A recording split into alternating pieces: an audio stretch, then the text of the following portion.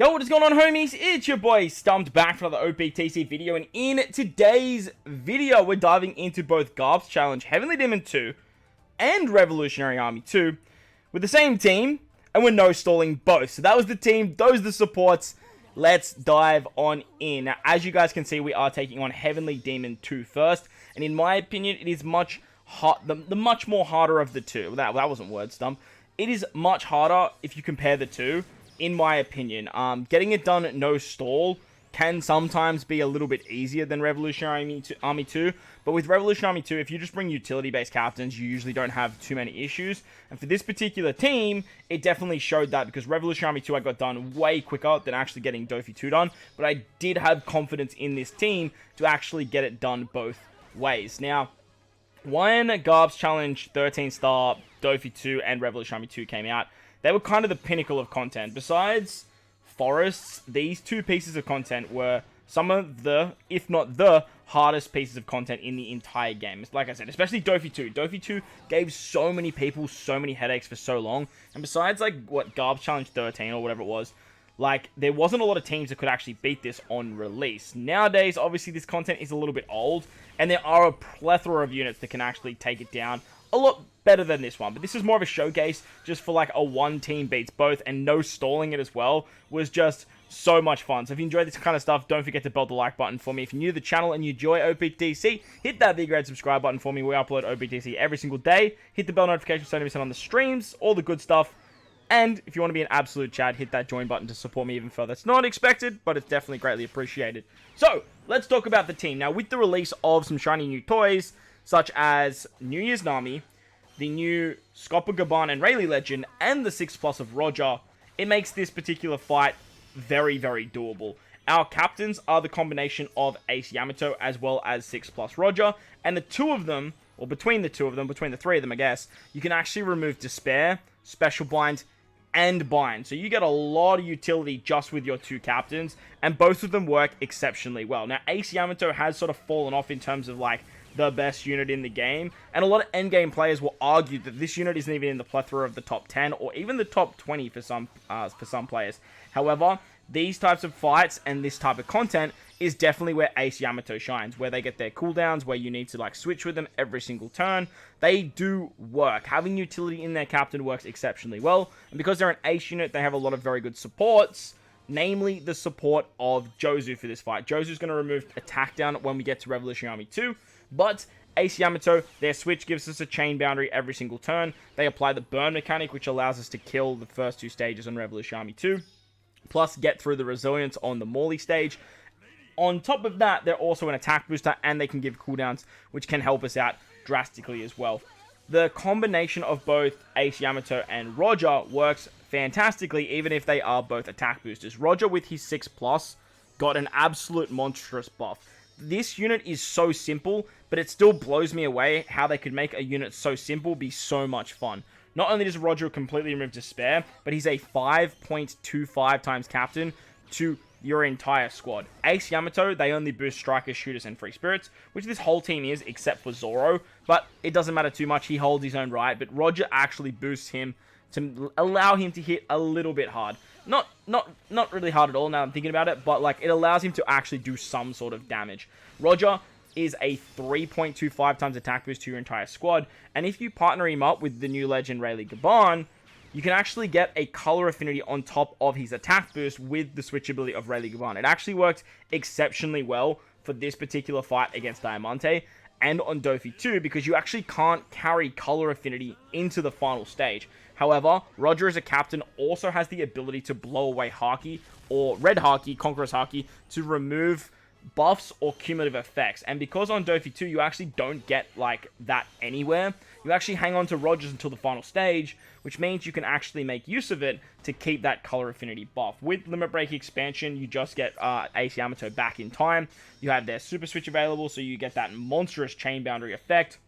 And you have the super switch of Rayleigh Gaban to give you a chain boost as well. With all of that, you actually can just decimate both the Doffys. And I kept getting to this particular like stage, and I just didn't have the damage. I was sort of like pondering how to do it, and eventually I just figured out how to do my switches, how to do my taps, who had to hit where and what specials had to be used on what stages. But we managed to get Doffy 2 done fairly nicely. Actually, fairly simply as well. Like, I have everything like 150 on this team, but the damage just seemed pretty comfortable everywhere I went. I think if you got really, really bad orb RNG on the Pika stage, it would cuck you. So the damage might have been a little bit tight there, but everywhere else, it seemed to not have too many issues. As for the subs that we had on this team, we had the New Year's Nami, we had the Rayleigh Gaban, which absolutely shone for this particular fight. We have the free-to-play Kazuna 5+ Brook, and we also have the free-to-play Treasure Map Zoro. Both of these units worked exceptionally well for the run, and all of these units had multiple different effects that could help us in both stages of the 13 stars. Starting off with Rayleigh Gaban, their switchability is so damn valuable. They could remove Paralysis, they could remove Bind, they gave us a 1.3 times attack boost every single turn, but when you got their Super Switch, they actually were a 1.2 plus to the chain buff. Now, if you combine that with Ace Yamato and their chain boundary switchability, you could do a lot of damage. Like, you could do so much damage. As you guys can see here, I'm just going straight over to Revolution Army 2. No changes to the team whatsoever, and we're just gonna dive in. With Rayleigh Gaban, they were the only unit on the team that didn't have some, like, notable support. I just had their Captain Roger on them just for that amazing stat buff. But their special, they also can remove Special Bind, which we don't really need because of Ace Yamato. But they were the orb booster for this particular team. Not that we needed an orb boost on the final stage for any of the fights, but they were the orb boost when necessary. As you guys can see, this is another reason why Ace Yamato is so valuable, because they allow us to no-stall the start of Revolutionary Army 2. Just getting that burn mechanic and sort of cheesing it there on the first turn so we get the cooldowns and the kill, it just worked out so damn nicely. But on Doffy 2 with Rayleigh Gaban, I had to be very careful with my switches because I needed to make sure I had the Super Switch available for the final fight, and I didn't want to like coincide with like overriding and then getting the color affinity of Roger and like stuffing up there. But as you guys saw, we managed to get it done. The beautiful thing about Rayleigh Gaban is when you switch with them, they give a 1.3 times attack boost that can be overwritten by other attack boosts, which means that if you use Roger, you get the color affinity of Roger as well, as I was mentioning when we were talking about Roger, and it just works so nicely. Like, getting the attack boost and the color affinity, all the utility that the two units provide, works exceptionally well. I was trying some stuff with Rayleigh Gaban as our friend captain, using Roger for the attack down, and then bringing my own Rayleigh Gaban, but just having Ace Yamato was just so freaking valuable. Next we have Nami. Nami's so freaking good. She's the best legend in the game for an absolute reason, and this is another place where she just shone the most. As a sailor, she halves the paralysis and gives herself cooldowns, which is so valuable because utilizing her special would give a base stat boost and a chain boost, which is like very rare for this particular team, and you could obviously overstock her cooldowns, which means you could get a lot of damage output. Obviously, she clashes with stuff like Brook and the Super Switch of Rayleigh Gaban, but there wasn't really a situation where it affected us too much. On top of that, she was also giving cooldowns, which helped get Ace Yamato back on the Doffy 2 fight, as well as just allowing us to do it like a bit of damage here and there on the base stat and the chain boost.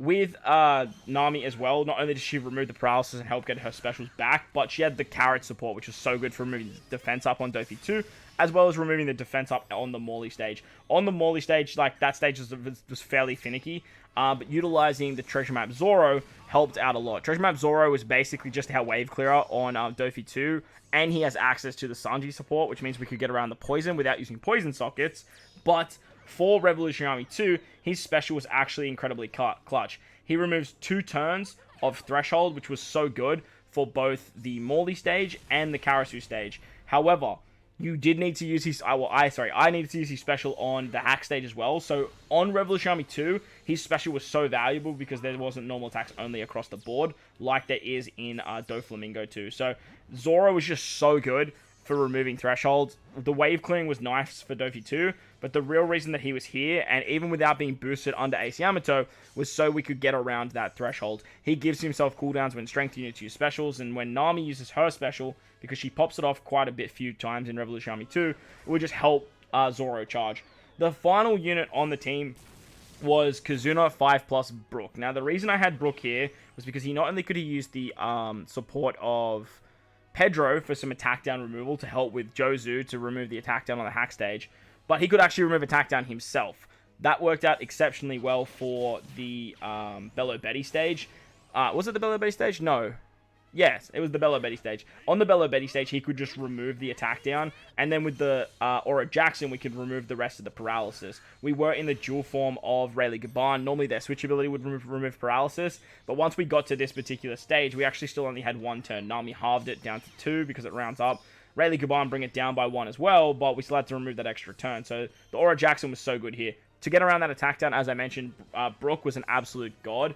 And not only did Brook remove the attack down, but Brook could actually give us base stats over 2 turns. Now, that wasn't the big upside to bringing Brook. The big upside to bringing Brook is he actually gives adjacent characters recovery orbs, and he gives himself a tandem orb, and then allows you to freely move slots twice. This was so freaking valuable on Doflamingo, because when we came up against the Sugar and Treble stage, they gave us a full board of Dex Orbs, which we had unfavorable, and then utilizing something like Brook, we could get like 3 matching orbs, move one of those orbs onto our Roger, friend captain, who had slot binds, and that way we just hit so incredibly hard, and managed to take out both Treble and Sugar, thanks to the Rayleigh Gaban's orb boost as well, and the whole thing just worked out so nicely. So not only was he removing the attack down for us with the support of Pedro and himself, and giving base stats, but his orb manipulation was so goddamn vital. I did want to bring him as well for the Sabo Koala stage, but I just knew I couldn't get the cooldowns back in time, even with all the Nami stuff. So I basically just said, screw it, let's just try use Roger, let's hit that 1.5 million fixed damage,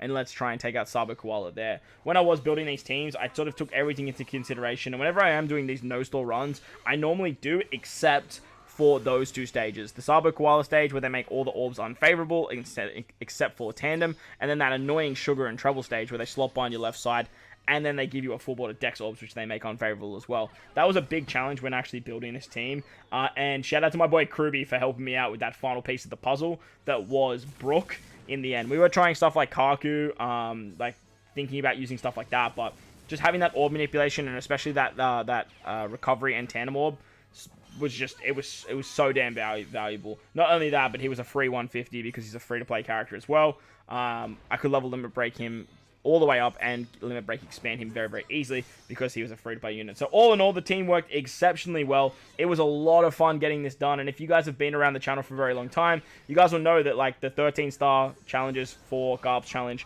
Heavenly Demon 2, and Revolution Army 2 are some of my favorite pieces of content in the game. Hopefully Bandai hears everyone's cries to bring back Garb's challenges, and they make more of this stuff.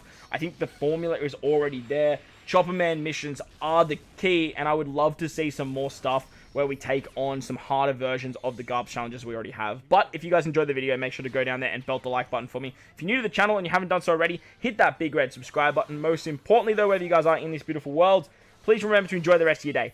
As always, homies, I thank you for watching, and I will catch you all in the next one.